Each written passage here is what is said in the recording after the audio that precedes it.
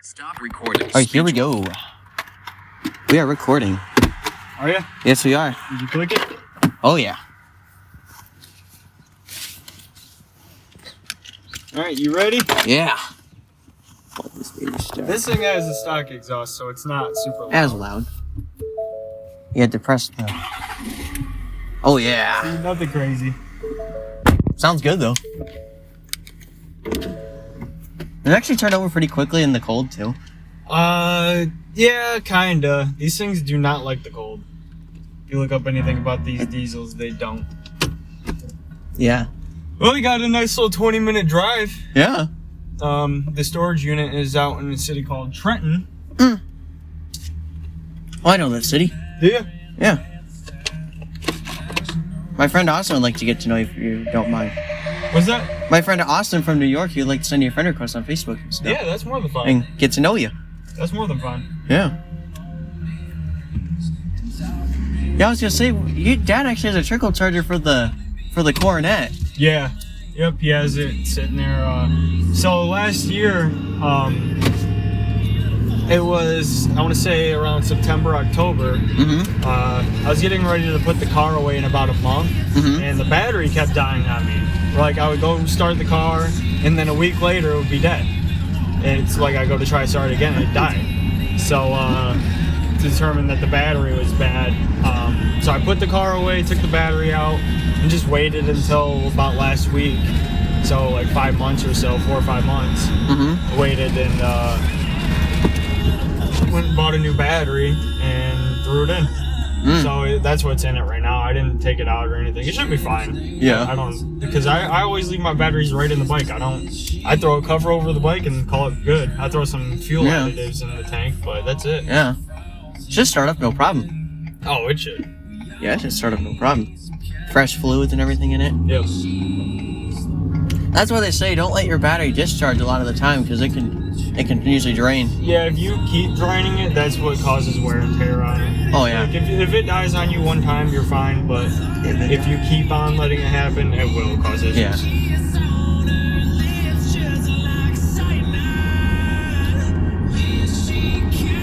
So wait, is this truck the same height as the F-150 or is it higher? It's like a touch bit higher. Like the smallest little bit. So your dad has a 6-inch lift. You have. And I have a 4-inch. Right? So mine is a smaller lift, but this truck from factory is taller than his. So he would have had to get, let's say, a 5-inch, 4 to 5-inch lift to be the same height I was. Or I'm sorry, a 2 to 3-inch lift. To be when we were both stock, he would have to go about 2 or 3 inches, and then he would have been level with me. Now he went 6 inches, and I went 4, and we're about right at the same. Maybe I'm just a touch bit higher. All right. I don't have wheels and tires yet though, so once I put new wheels and tires on it, the bigger ones, I will be taller than this. Oh yeah. Well, you did. No, the ones you were taking off, wasn't it the?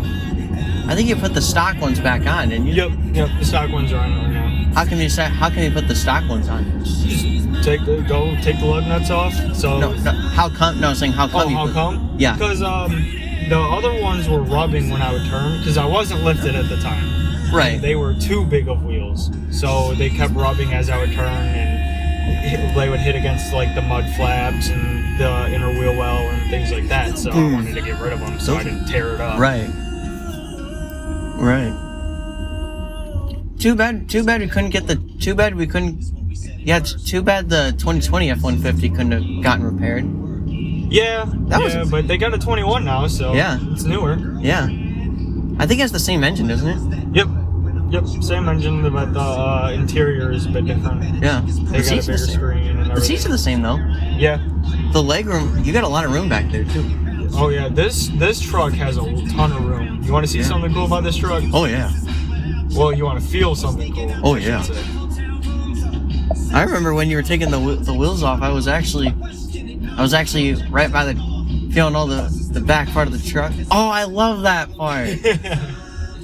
It's got massage seats. Yes. I love that. Actually, did I tell you that my mom's friend in Florida had a Cadillac Escalade that had that. Oh yeah, those Cadillacs are nice. Cadillacs are great. My friend Austin loves cars. Yeah? Oh, yeah. I watch the Autovlog YouTube channel. Oh, I've never heard of it. Yeah. Oh, I love that part. Now the bottom is giving me a massage. Yeah. Yeah, it's got heated and cooled seats and everything. Nice. Big sunroof. The whole roof is a sunroof, so it's all glass. You can see it like it. Yeah. The 2021 doesn't have heated seats, I don't think. No, they have heated seats. They don't have cooled. They don't have cool, but they have heated. Yeah. Both sides. So if you're ever gonna like any vehicle, you're gonna get heated seats before cooled seats. So they see the cooled seats as more of a luxury than heated seats. So you typically, like, your lower trim model vehicles will have heated seats, but not cool. Now once you get to the higher trim, now like your dad's trim, your dad has a beautiful truck. It's a very nice truck. It is. But his trim is like 3 or 4 trim levels lower than mine. So I have the highest trim level you can go. And no doubt your dad could have, he just didn't care for it. I wanted all the, bells and whistles these trucks have. Right. My truck also can like haul more than his can and all that. It's a diesel too, so. Yep. Which my mom's friend also has. He has a Ram 3500. Oh yeah? Oh, Cummins sounds good. Those Cummins are nice. They do have bad transmission problems though. Yeah, and electrical. Yeah, he actually, on his, the transmission broke like the day after he bought it. Did it? And like I believe it, because those trucks are bad with them. He bought a 3500, Ram 3500. Oh wow. And I think like after a day, he just bought it, $90,000 because there's so much money. Yep. Transmission broke on the way to Michigan. He was in Kentucky. Wow. So what they had to do was had to go get the 5500 from the bee farm, and we drove it to Kentucky. He drove it and drove it down to Florida. Wow. Yeah. Yep. This is only a 250. I didn't need anything much bigger than that. So the higher the number, the more it can tow. That's the whole point of like going a higher truck. F-Series, basically. Either the F-Series, the Cummins, any of them. So like on the Rams, you have the 1500, the 25, 35, 45, 55. Oh yeah. Fords, they got, their 250, 350. A 450. They have 450s, they have 550s. So I drive a 55, I drive a Chevy at work. Oh. It's a 5500. So it's like one of the big trucks. So it's a diesel, so it's a Duramax. Huh? Yep, it's a Duramax with an Allison transmission. Ooh. Which the Allison transmissions are actually known to be very good, but as of like the last, I want to say 3 years or so, they've been kind of going to dump. They've been kind of turning to crap. It might need to be upgraded. They need to go back in. Whoever their designer is or their engineer is needs to go back to the old way they used to do it and work off of that. Because whatever they're trying now isn't working. So why keep trying something that's not working? Exactly. Like that's a recall. Right? That sounds like a recall. It should be. It should be a recall. Like there are people out there. There are people out there that put like profit over people. That's all everything comes down to is money. That's all they want. Like just take the money. I'm like, why are you not fixing the problem? Why are you causing a lot of people to get hurt? You know about the issue. Yep. Fix the problem. You can't just do settlement and just think money is not. You can't put profit over people. Nope. You gotta put people over profit. 100%. That's right. Will it ever be like that? Probably not. If I were to work at a dealership or something like that, and I knew about a recall or whatever, I would have worked to fix the problem. Oh, 100%. I would have said no. I would have been like, no, we'll get that problem fixed. Yep. There was a recall on the Chevy Trax. You probably heard of those. Yep. Those had a recall where the fuel filter, I think, was bad. Yeah. I've heard of that. Where the check engine light will come on. Yep. And the fuel filter, basically, it's a fuel filter, I think, right? Yep. Either that or the fuel pump. It's probably the filter. Those. It could be pump too, though. Idle air control is another one. Idle air control. They're not the best. They do not like running when getting gas. No. You're not supposed to have the vehicle running when you fill it up. Really? No, not at all. What happens when you do that? Now, there's nothing that usually happens. You can mess up your fuel pump doing that. Really? Yep. And also, like, 1 in a million chance, but you could cause a fire doing that. Oh, wow. Depending on, if you have other issues with your vehicle, it could cause something to happen. Wow. Yeah, there's videos of it happening. People are filling their cars up and, like, say it starts overflowing and you have it running. Yeah. That's a spot for spark. What causes fire is fuel and air. The second and then you have a source of fuel. Yeah. And the second that spark hits that, it's going to ignite. Right. And now, like diesels per se, diesel is a lot hard. It burns at a higher temperature. So, diesels don't have spark plugs. Right. They have, what do you call them? I can't remember right now. God, man, I can't remember it right now. Glow plugs. They're called glow plugs. And so what they do is they just sit there and heat up. They do. So diesel burns at a higher rate, so meaning like it's not going to catch fire and everything. And diesels also, you don't want to keep turning them off and turning them on. They're built to be driven far and built to be like sitting at an idle. So like semi trucks, they sit at idle for 6 to 8 hours all the time. Those trucks are built for that. They are. Yep. They're built to sit. Your normal gas motor though is not built for it at all. You shouldn't sit there in your truck for idle for 6 hours or anything like that. Like it's bad for it. Right. And what I like about the F-150 that Dad has, apparently after a while it shuts itself off. Yep, my truck does that too. It has a 30-minute thing where it does it to save the battery, basically. Oh, that's why it shuts off. Now my truck has 2 batteries.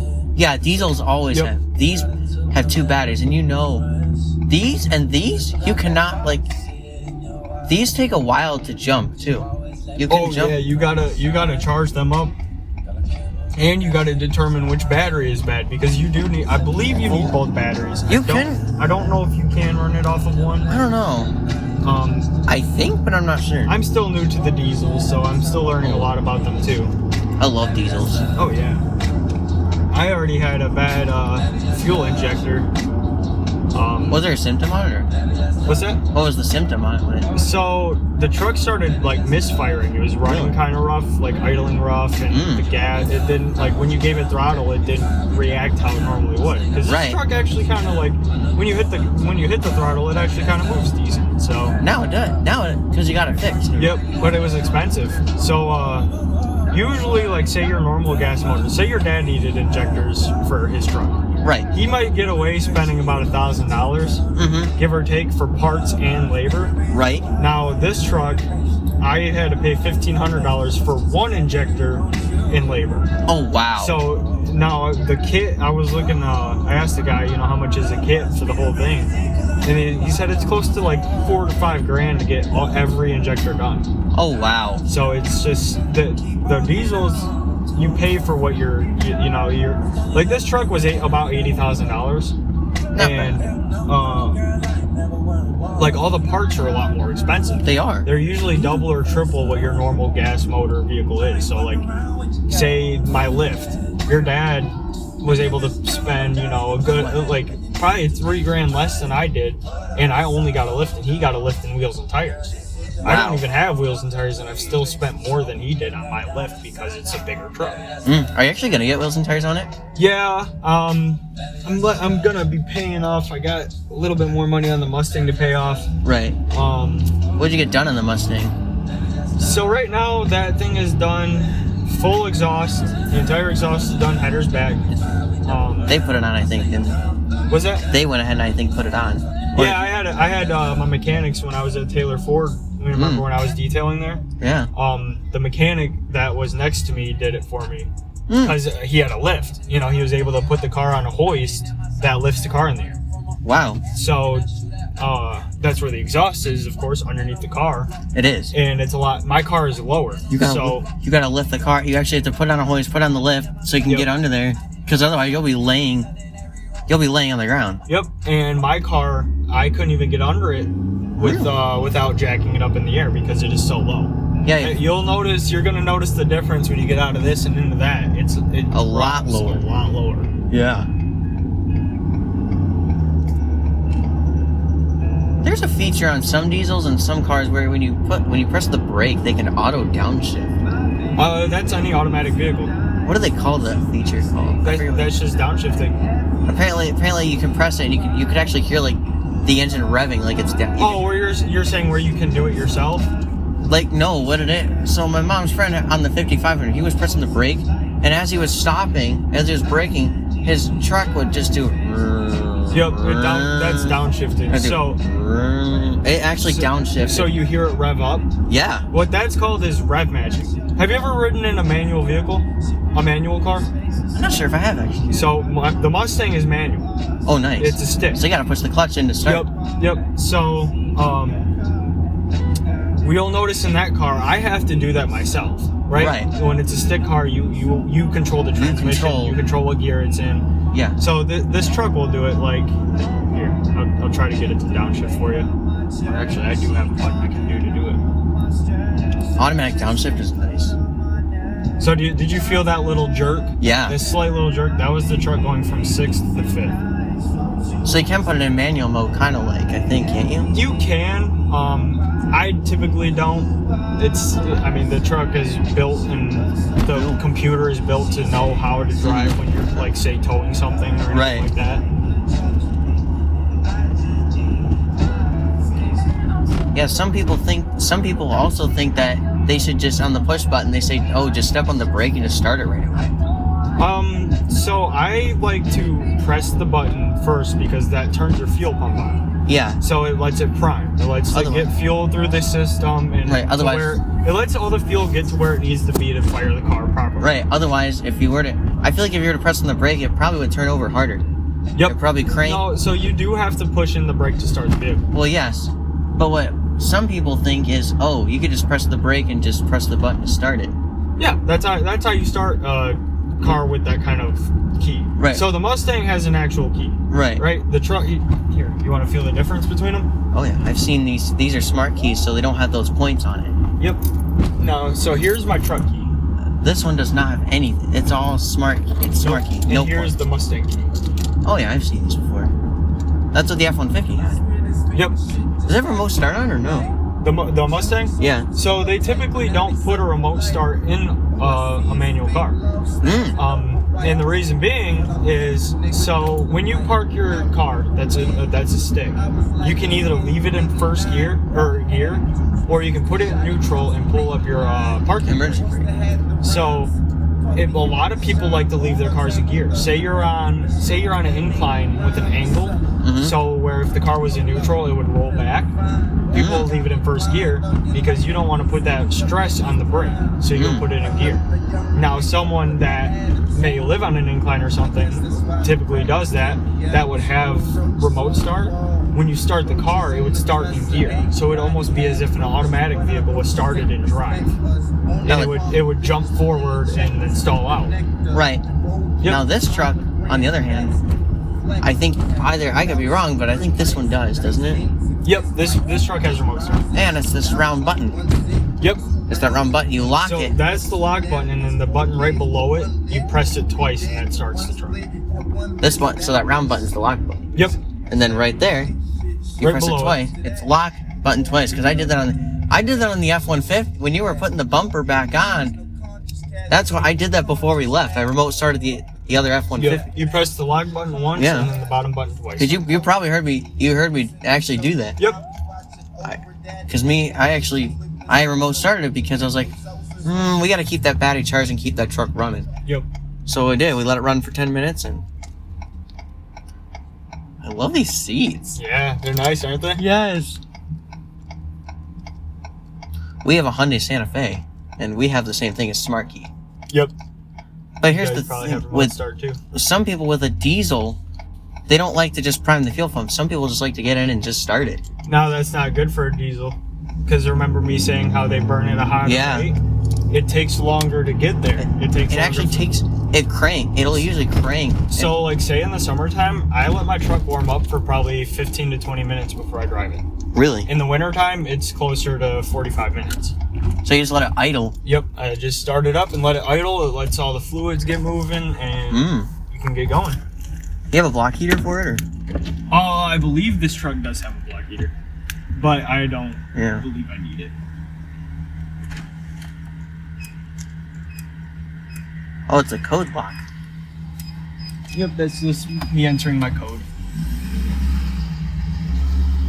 Mustang is going to be really loud because it's in a storage unit. Yeah. So it's going to be great. Yeah. I love the what sound I'm of going to do is I'm going to start it up. Yes. Let it warm up, and then I'm going to bring my truck out to the front. Oh, like it. And then I'm going to come back, grab the Mustang, and I'll come pick you up from there. All right. I bet I'll be able to hear that thing run. Oh, yeah. I bet I'll hear that. I'm going to park right next to the door if you want to record it. You Yeah. can. Try and get a good fire up of it. Yep. All right. If you want to roll down your window or if you want to hop out, you can. It's up to you. I'm gonna hop out. Keys are in your truck keys. Oh yeah, do you got those? Yeah. See those. Here. Thank you. Here's Okay, your- you can drop them. Got both keys? Yep. All right. Thank you. Step a little away from the truck. And the key. This is a. That's a little tall, isn't it? It is, but I can easily get out and down. Yep.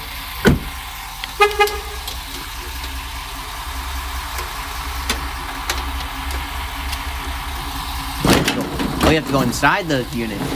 Yeah, it's a small unit. Is it like a garage it's parked in? Yep. Nice. The car is like 2 foot in front of me. Wow. I gotta take the cover off of it. Put a cover over it a little bit. Keeps it warm, kind of like. It keeps it protected from anything falling on Whatever. it and all that. Did you get a rust protection on your truck? No, I haven't yet. I need to. I was gonna say you should also maybe get it on your Mustang too. The Mustang doesn't necessarily need it because I don't drive in the winter. Mm. So what destroys your car is that salt. Ah. That's what rusts cars out. So Yeah. Say you live in a state where there's no salt, where like they use sand instead of salt Right. for the ice. Right. Usually those cars will not be rusty. Right. At all. I really hope this thing is not dead. Well, it's only one way to find out. Yeah. I don't believe I have jumper cables. Do you have anything that can charge it though, or? I don't think it's dead. Oh, if we don't, we can.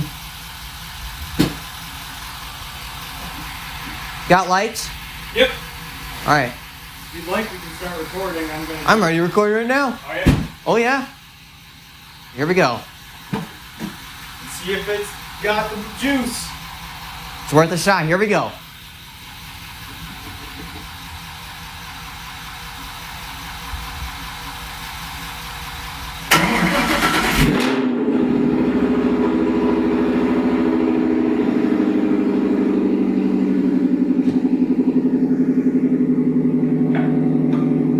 Oh yeah.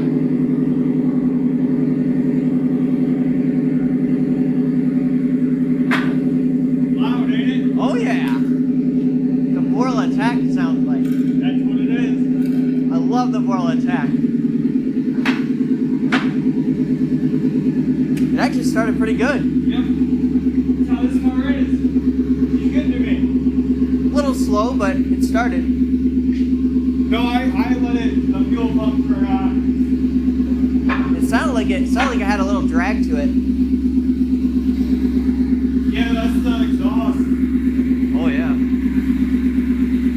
So now you have 2 vehicles running. Yep.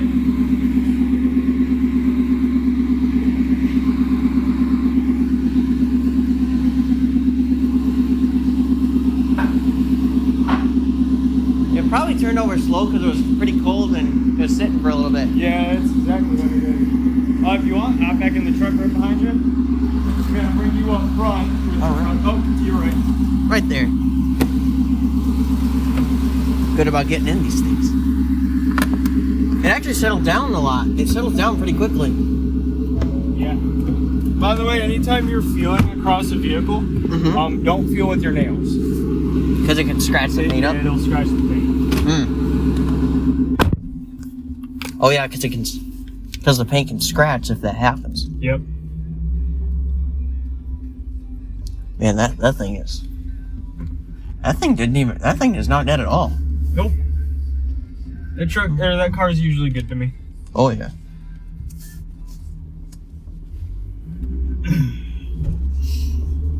it settles down pretty quickly. Yeah, it just needs its initial fire up, let it rev Yeah. up super high, and then it settles down. Man, I love the sound of loud exhaust. Oh yeah. Didn't even Wait have. till you're riding in it. The thing's loud. Oh yeah. Didn't even have to rev it or anything. No. And there's like no drone. No, in fact, when I'm driving, you'll notice there really isn't. That's the code. So the 4 beeps means you get it in. Yep. What does it usually do? What does it usually do if you had it incorrect then? I don't know. I haven't typed it incorrectly yet. The nice thing is if you do it, the nice thing I like about the new code systems is that if you do it multiple times, it disables for a few minutes. Does it? Yeah, that's what mine does. It'll disable for like a few minutes and it'll re-enable. Oh. For like a minute, but if for a minute and then it goes back to normal. Yeah. Alright, so I'm gonna go grab the car. Alright. I'm gonna let you hang out in here. I'm gonna leave it running. Sounds so good. it's not all cold. Right. I'll be back in less than 5 minutes. Got it. In fact, I'm gonna leave the key in here with you. That way. Here, you wanna hold it? Sure thing. So, here, feel over here. Feel towards the center console. Keep going up, go up. Come over here. Keep coming towards my voice. Can you reach this button? Don't push it, but can you? That's the start button right there. When I come here, I'm gonna have you push that and turn the truck off. Sounds good.